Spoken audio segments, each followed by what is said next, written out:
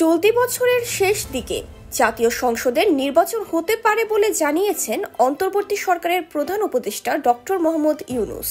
সম্প্রতি জাপানের ব্রডকাস্টিং কর্পোরেশনকে দেয়া বিশেষ সাক্ষাৎকারে তিনি একথা বলেন। গত ৫ আগস্ট ছাত্র জনতার অভ্যুত্থানে ক্ষমতাচ্যুত হন সাবেক প্রধানমন্ত্রী শেখ হাসিনা। এরপর বাংলাদেশের সরকারের দায়িত্ব নেন ডক্টর মোহাম্মদ ইউনূস।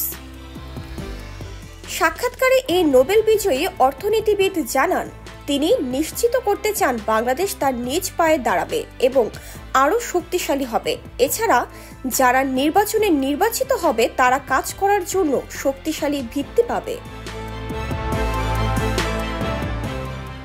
ডক্টর ইউনূস বলেন, যখন আমরা ক্ষমতায় এসেছিলাম ওই সময়ের পরিস্থিতি বললে আমি মনে করি আমরা অনেক দূর এগিয়েছি, কারণ এটি ছিল একটি বিধ্বস্ত সমাজ, অর্থনীতি, রাজনৈতিক ব্যবস্থা, বিচারিক ব্যবস্থা। নির্বাচন প্রসঙ্গে প্রধান উপদেষ্টা বলেন, নির্বাচনের সবচেয়ে দ্রুত সময় হতে পারে এই বছরের শেষ দিকে। যখন নির্বাচন হবে, যারা নির্বাচিত হবে তারা কাজ করার জন্য শক্তিশালী একটি ভিত্তি পাবে। সাক্ষাৎকারে তরুণ প্রজন্মকে নিয়েও কথা বলেন প্রধান উপদেষ্টা।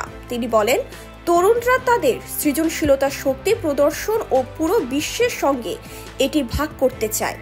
আমাদের মাথায় এই লক্ষ্যটি আছে, দেখা যাক আমরা কিভাবে এগোই।